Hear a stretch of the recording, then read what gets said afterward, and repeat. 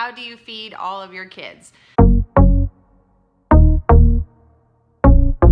Hey guys, we're here still trying to answer the question of how do you feed all of your kids? Well, just your family in general, because me and James have to eat too.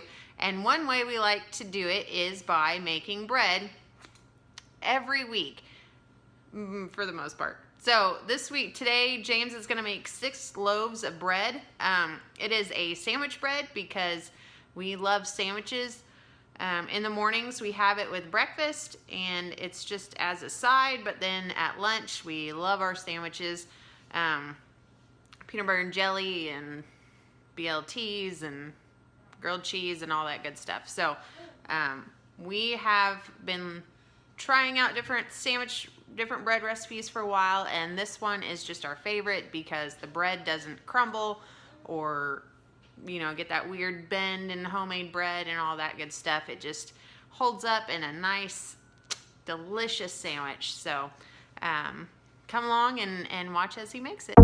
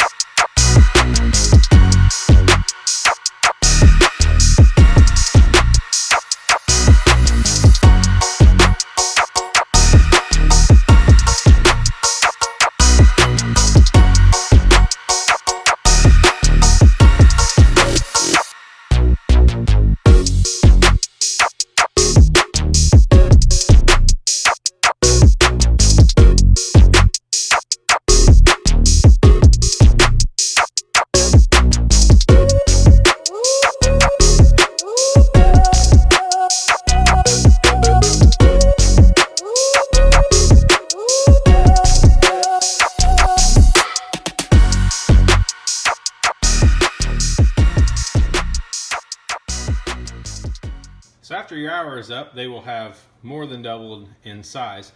Now I've got them in 2 separate balls there to allow them to fit into the mixer better. I'm sure some of you are looking at it going, wow, that's not gonna ever mix in his mixer. And you're right, it was a little bit more than I could do. And so I always pop them, beat them down, that gets them to deflate a little bit.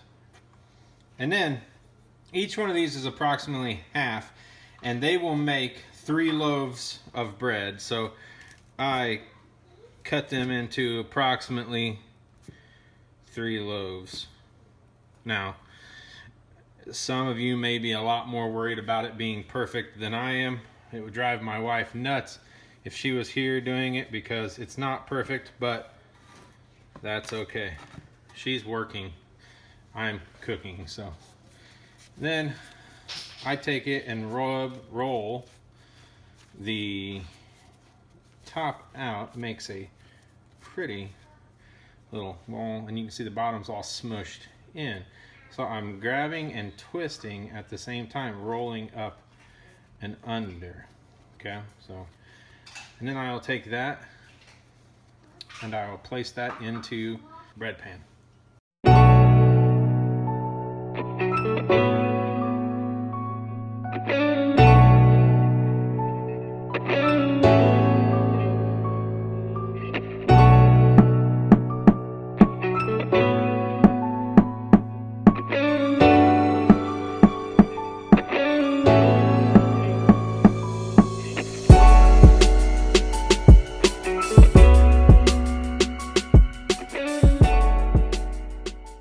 After you get the bread put into the pan, you have to let them set for another hour.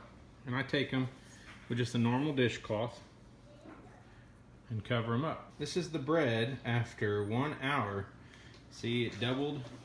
Some of them look a little bit like me after the holidays. They maybe tripled.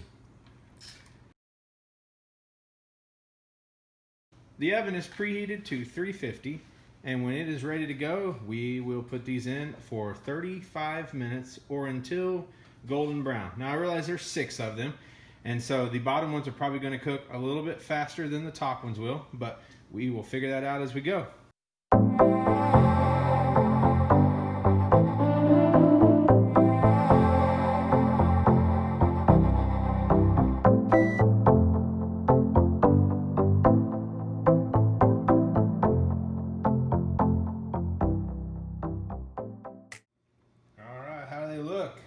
Pretty good.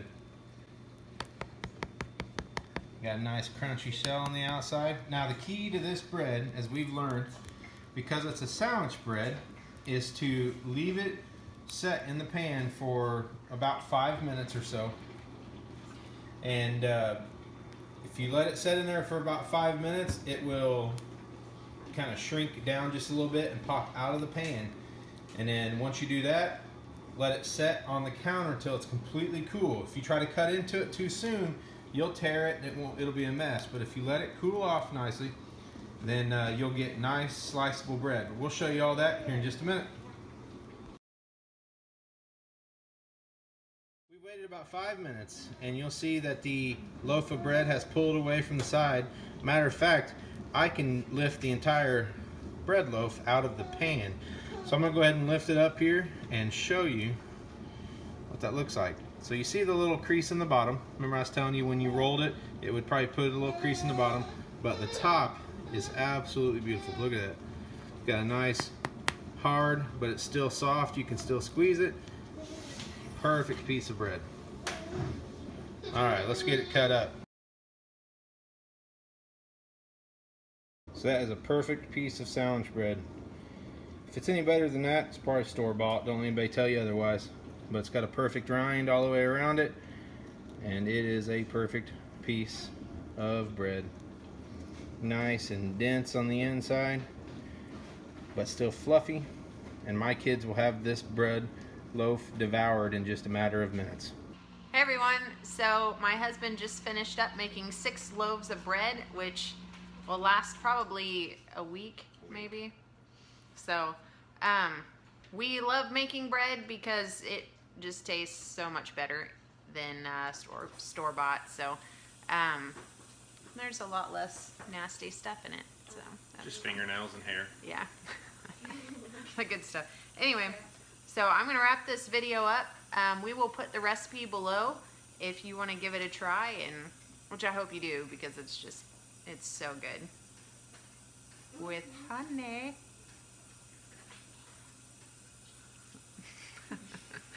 Well, if you've been enjoying our videos, don't forget to like our videos and subscribe to us down below.